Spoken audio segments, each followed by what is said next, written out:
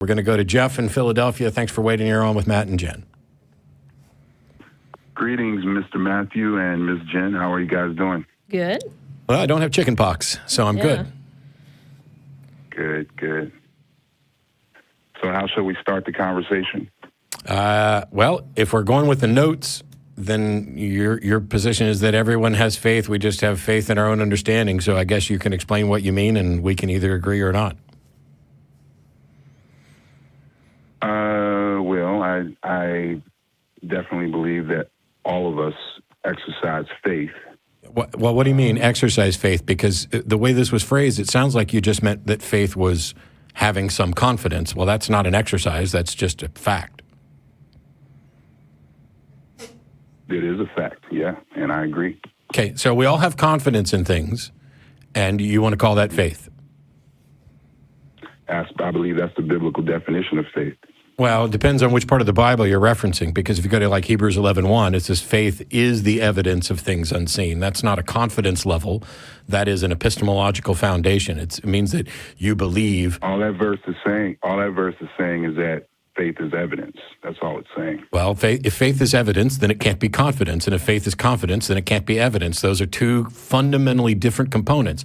The evidence is what gives you confidence. The confidence is what you have based on good reasons or bad reasons.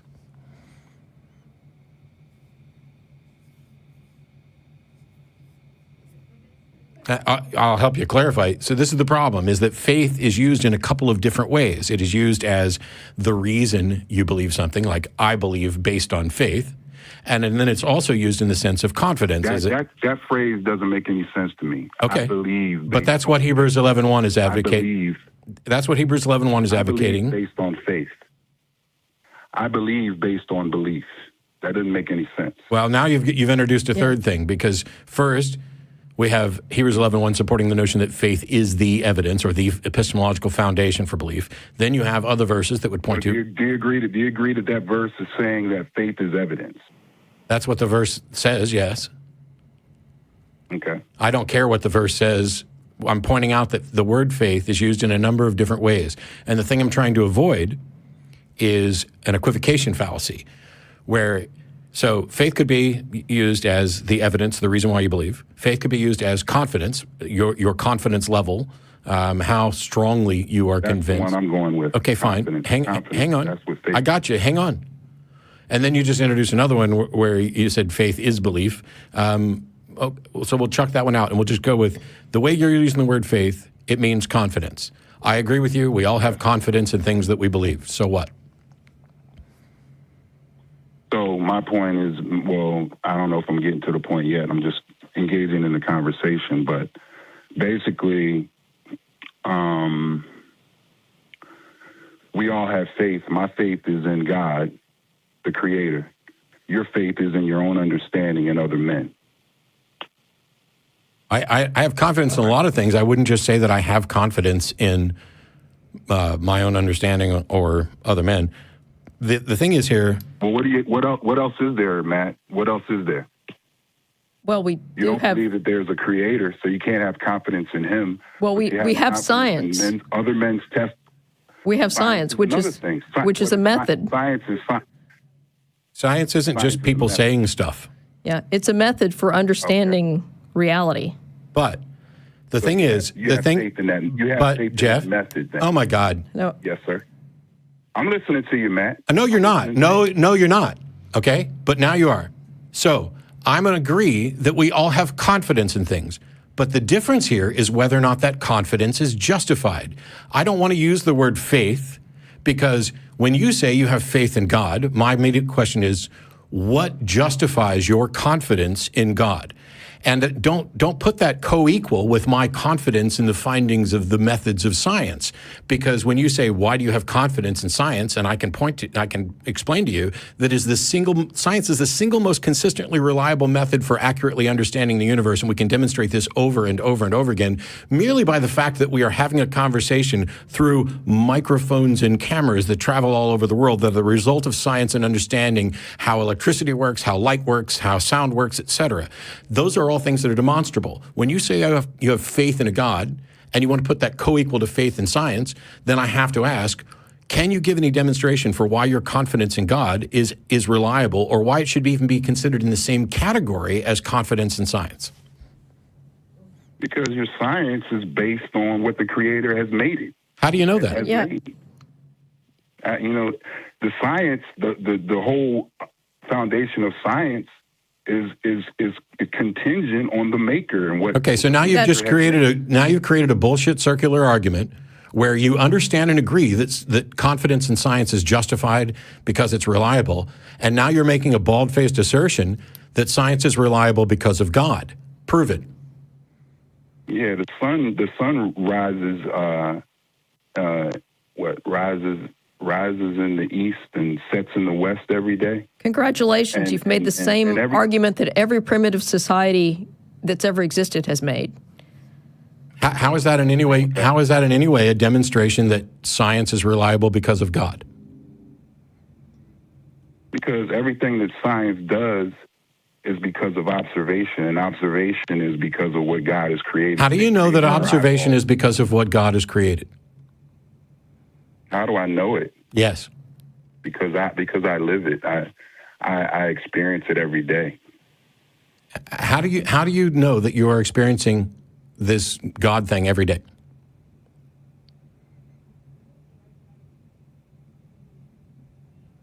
This God thing. Yes. I'm asking you to explain why you have confidence in God, why you have confidence that science is only reliable because it's based on God. And then you come back and you say, because I live it and I experience it every day. What the hell does that mean? And how does it demonstrate that you have a reasonable confidence in God? How does it demonstrate that I have a reasonable confidence in God? Yes. I'm not even understanding your question. I know. How would you go about, okay, so here's a claim. Just pick any claim. The moon is made of green cheese. How would you go about investigating to figure out whether or not that's true? Oh, I might look at the moon, first of all. Okay, great. We'll pause right there. We'll pause right there. We'll pause right there. Answer the question. No, we're going to pause right there, because if I let you keep talking, it could get distracted. How would you demonstrate that a God exists? Would you look at God? Demonstrate. You were really quick you were really quick to come up with a good starting place. You're not even let me consider the question before you just. I tell you what. How about I hang up and you think about the question for a week and call back? Because right now I'm trying to explain that when it came to something that we can investigate scientifically, Are you going to let me finish, or am I going to hang up on your ass? I'm trying to explain something. Do you want to learn or not? I would like you to exercise some patience if you can. You have no idea how much patience I'm exercising right now. All right? I'm trying to... Yes, listen, and you'll learn something. When I asked you a question about something we could investigate scientifically, you started with the scientific method that would begin with a direct observation. When I asked you a question about how you could investigate and justify your confidence in God, you did not begin with that. Why not? I never answered the question. I was considering the question, and then you got all hyped and everything. Oh, I'm sorry. How many ways can I ask you? Okay, you have confidence that there's a God, right? Yes. Why? I look around and see everything that He's created. That gives me confidence. No, you look around and see things. What makes you think God created it? The first verse of the Bible. Why would you have confidence that in the Bible? Because it's true. How will you demonstrate that?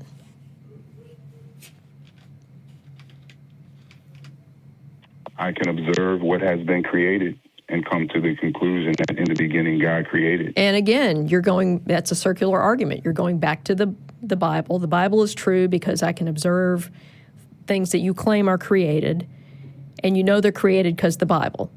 That's a circular argument. Well, I know they're created because I can look and see, and common sense tells me that, like I told you before, Jen, the water cycle. The water cycle. We didn't talk about the water one cycle thing. yet. Maybe on another show. We talked about it on a previous call. Oh, okay. Anyway, the point is this: that when I observe the things that I observe, to me, they demonstrate design and a creator. Okay, what criteria are you using What criteria are you using to demonstrate that what you observe necessarily points to a designer? It's just obvious when you look at. Okay, your I'm sorry, it's Jeff. not obvious. I'm sorry, Jeff, but saying it's obvious is not an actual argument supported by any evidence. If anything, it is the definition of faith in the sense that faith is the excuse people give when they don't have a good reason.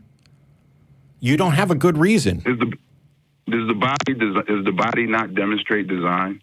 No. Your body itself. The body does not demonstrate. The body does not demonstrate intentional design by an agent. It gives the hallmarks of apparent design through the process of natural selection, in the sense that those things that you best call it fit. Apparent.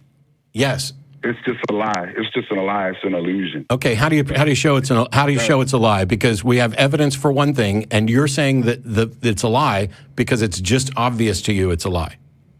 I didn't say it was a lie. You said it was a lie. That it's an apparent design. No, you said that's a lie. Definitely design. You said that's a lie. No, you said it. You said it was. Oh my God! Rewind it. Yeah, we have this on tape, so. All right, maybe we'll just maybe shut the fuck up. Maybe we'll just call it a miscommunication. That when you said it's a lie, that what you meant was the word apparent implies that it's a lie. Exactly. Okay. That's Apparent. what I'm saying. Apparent is a statement that means, yes, I understand this can give the people impression of design, and yet there is no evidence for intelligent, intended design. Well, you look at something and say it's apparent design. I look at it and say it is definitely design. Yeah, Yeah. Okay, so when I show you an optical illusion where two colors are apparently the same, and yet we prove that they're not the same, what does that tell you? Mm-hmm. You've proven that it's an illusion. Well, Yes. Can you prove that what I call design is an illusion? Yes. Yes. That's How? a functional purpose of evolution. That what happens, well, I don't have time to teach you everything, but what happens is allele changes over time is what evolution is. Basically, small changes in genetics. Some of them produce traits that are beneficial to the organism based on the environment at the time. Some of them are negative, some of them are neutral. And what happens is the ones that are too negative to allow you to survive kill that branch of the evolutionary tree off. And what ends up happening is you get something that to an observer like us may appear to be design, and yet there is no evidence for actual intended design. All of the evidence points to this is what happens over time through a process called natural selection, which is why the explanation for the diversity of life is called the theory of evolution by means of natural selection.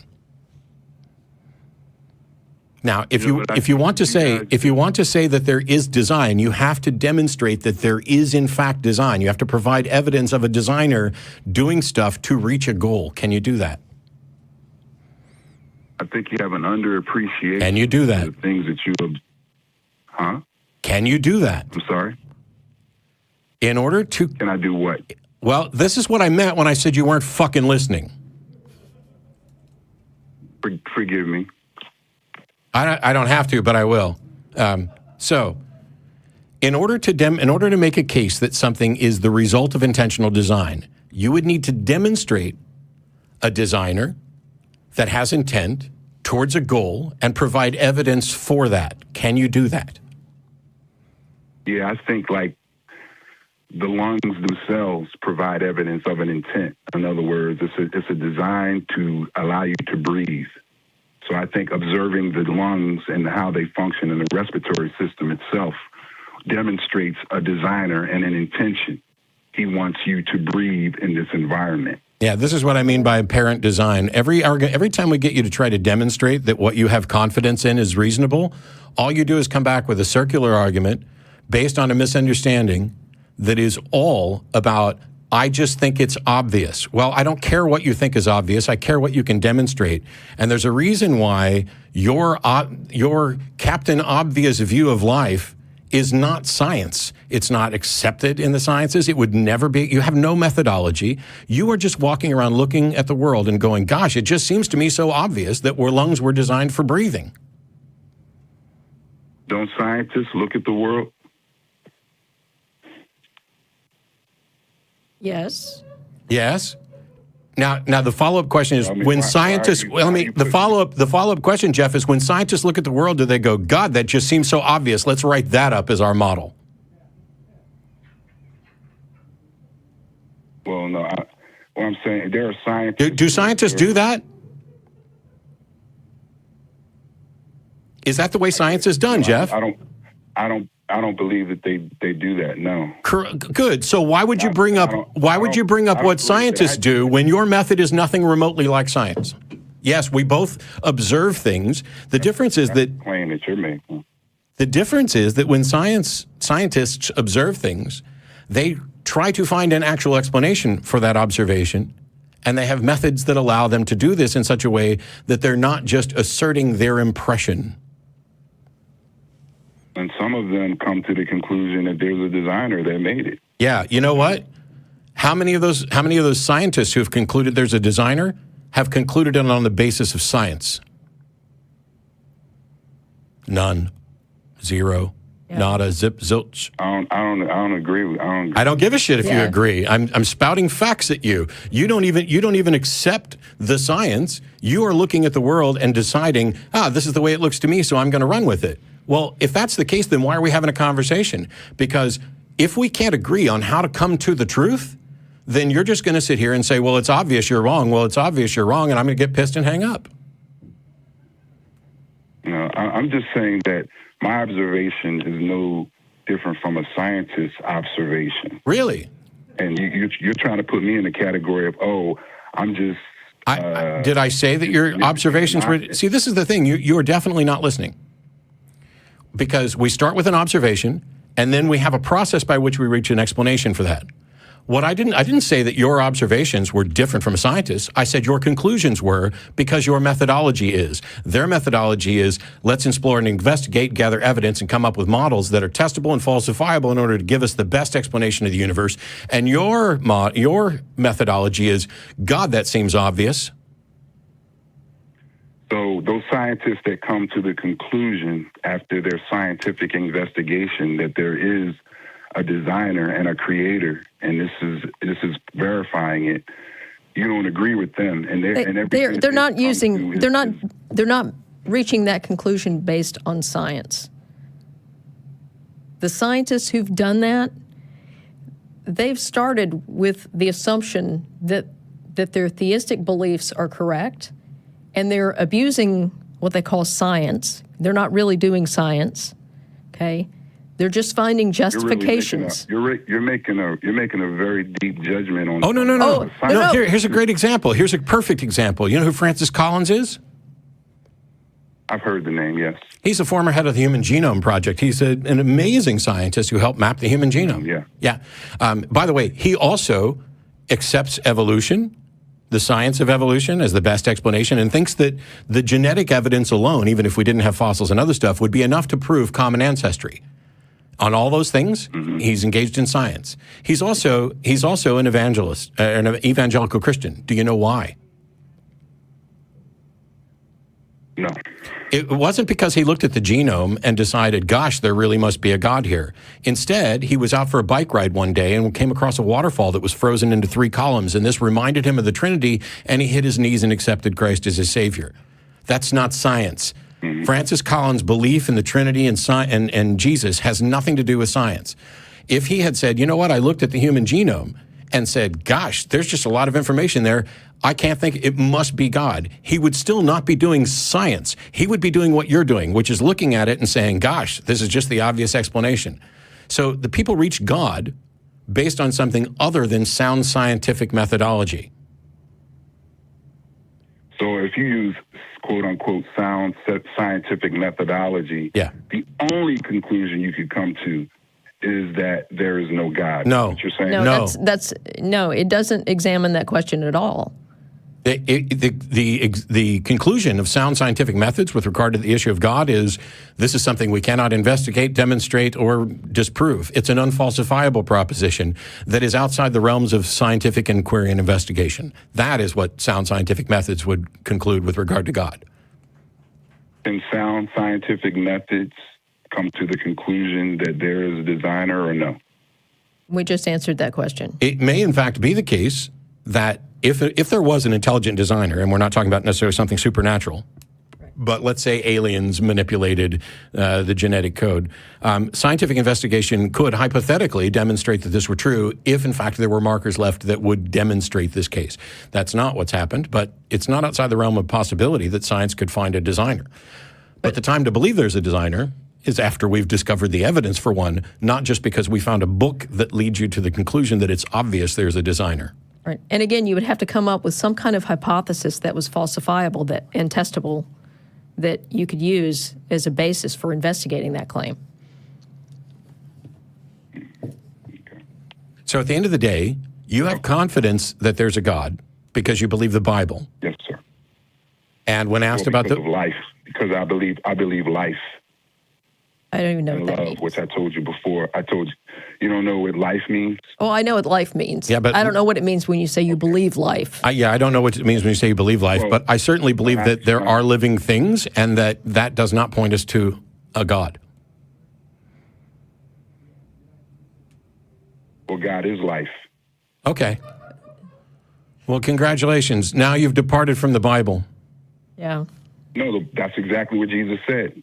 That he's Jesus actually said, I am the way and the truth and the life. and the life. Yes. No, and the light. Light. Go learn your Bible some more. We'll talk to some other people. Thanks for calling. Wow. Now, I will say that the Bible and theology supports a notion that God is the foundation for life, that God breathed the air of life into Adam and things like that.